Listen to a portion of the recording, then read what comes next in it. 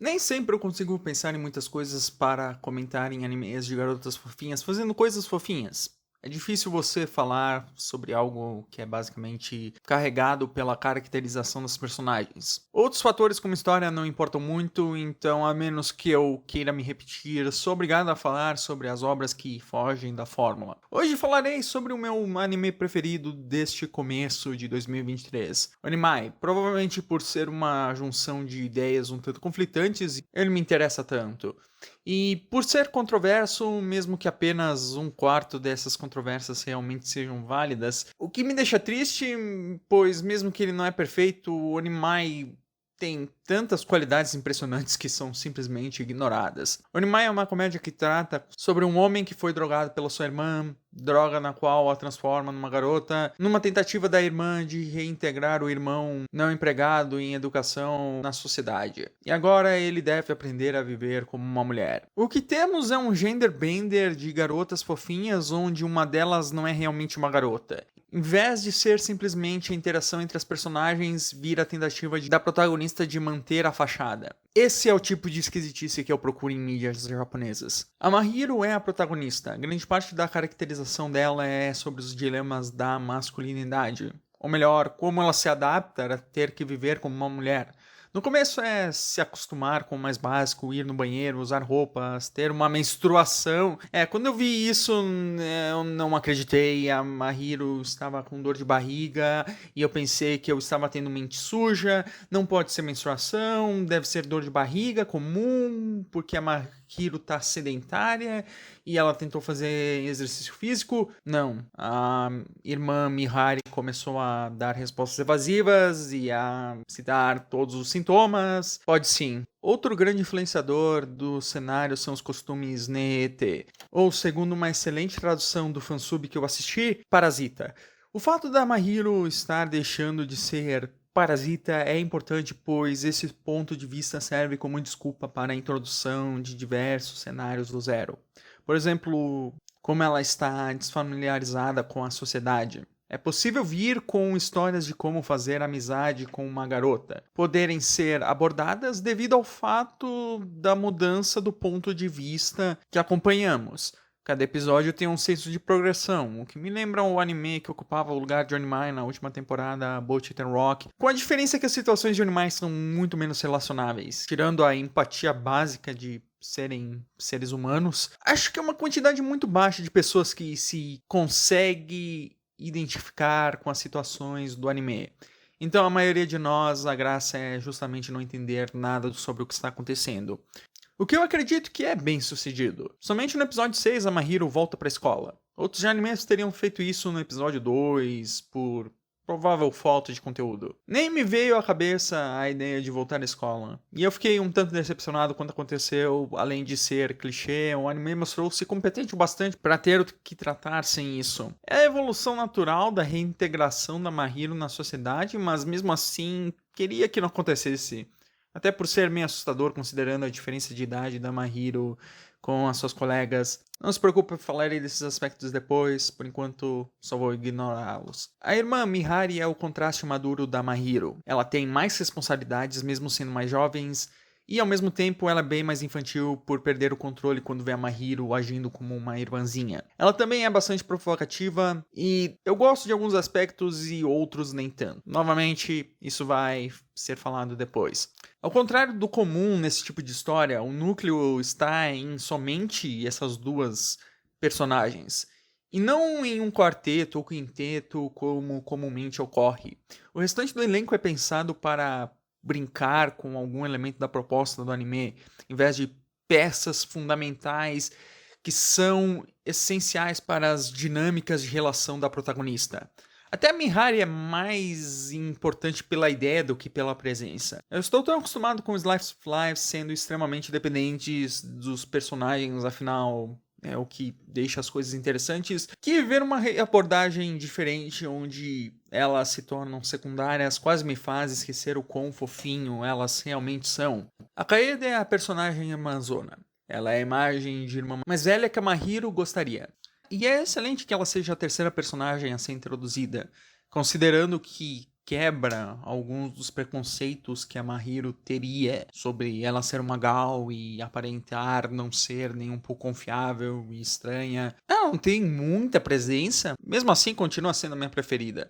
Quanto às amigas da escola, temos a Momiji, que sem dúvidas é a adição mais inteligente de acordo com o tema. A ideia é que ela é sempre confundida com um garoto e pobrezinha, sem nenhuma culpa, se vê em cada situação onde é mal compreendida, que eu sinto pena dela, me faz querer protegê-la. Ela merece ser protegida. Por exemplo, eu me deparei com um capítulo do mangá onde a Momiji recebe um remédio da Mahiro e quer saber o resto da história, melhor nem falar, vocês vão ter uma reação espetacular assim como eu tive.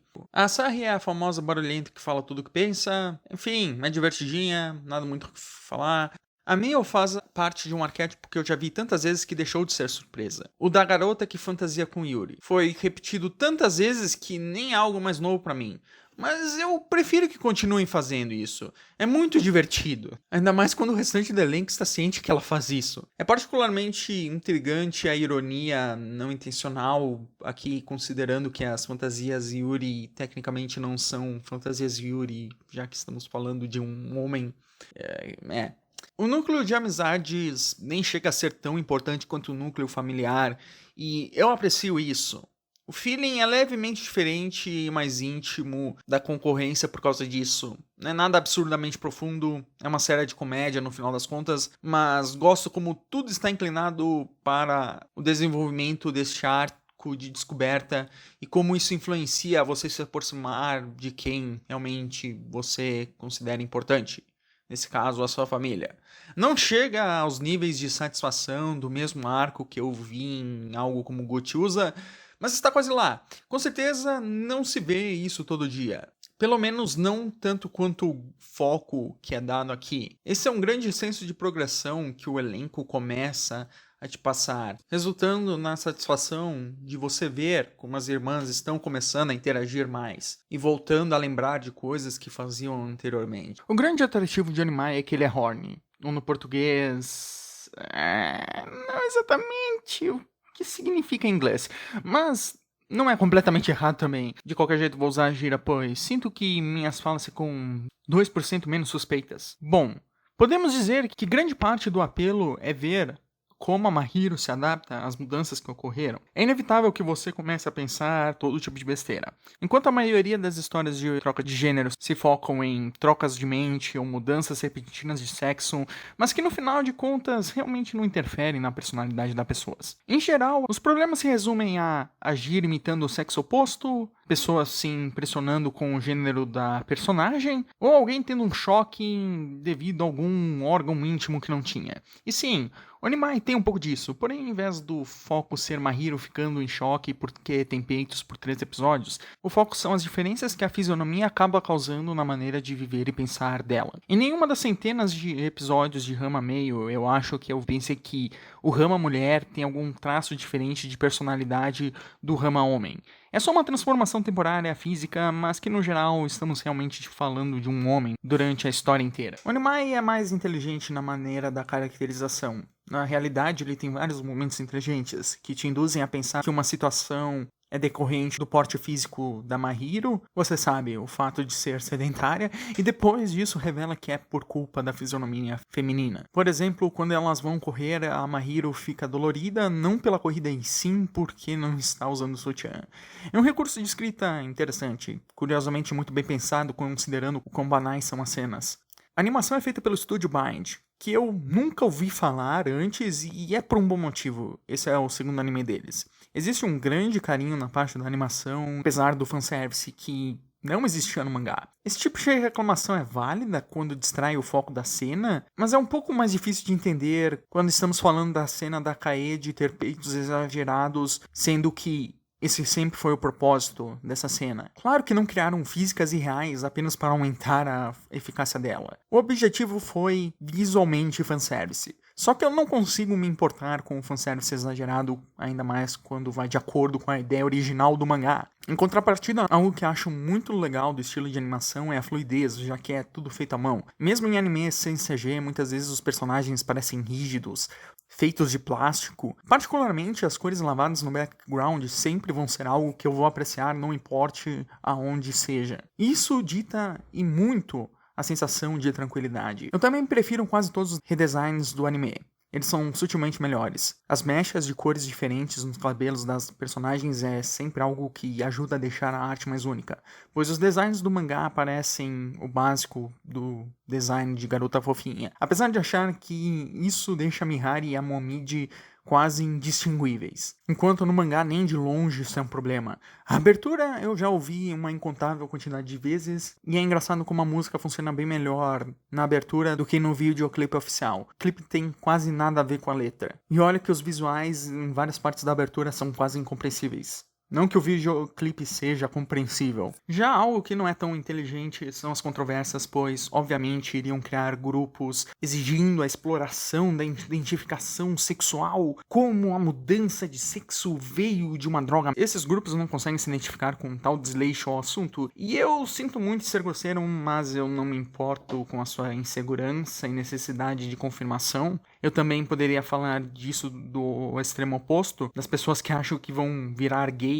assistindo um desenho. Definitivamente é um sinal de grande masculinidade a ponto de você se sentir intimidado por tão pouco. De qualquer maneira, essa discussão pode ficar para os canais ruins. Infelizmente, eu tenho que mencionar, mesmo não querendo, pois a fórmula de Onimai tenta mitigar isso, o que gera ramificações em toda a história. A teoria empregada em Onimai é uma pensada para não gerar controvérsias desnecessárias. Pense comigo, para não haver discussões sobre identificação, a transformação da Mahiro deve ocorrer por causa de uma droga fantasiosa.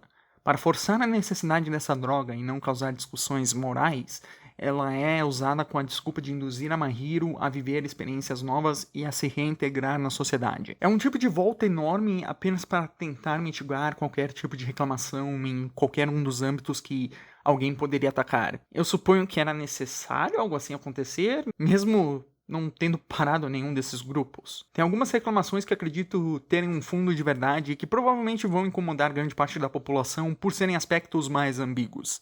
A moralidade da irmã é a maior questão aqui.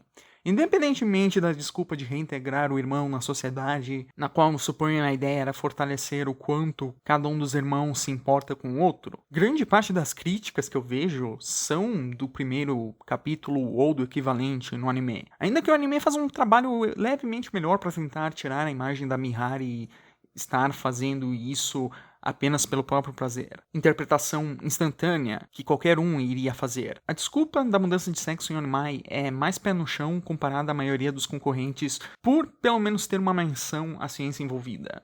Mas o custo a se pagar é que algum personagem vai se tornar o culpado.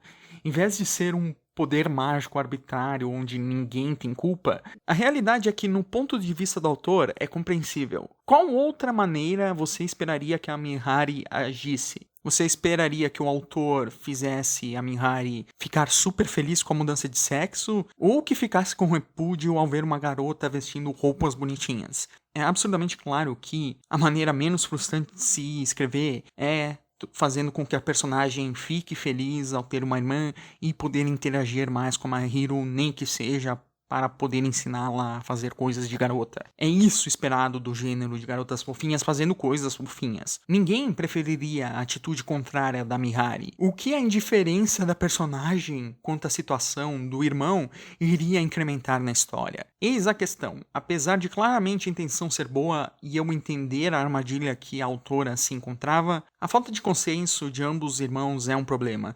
Eu simpatizo com as pessoas que são afastadas por isso, pois nem eu quebrei completamente essa barreira. Eu gostaria de gostar da Mihari e até um certo ponto eu gosto, desde que não envolve esse aspecto da personalidade dela.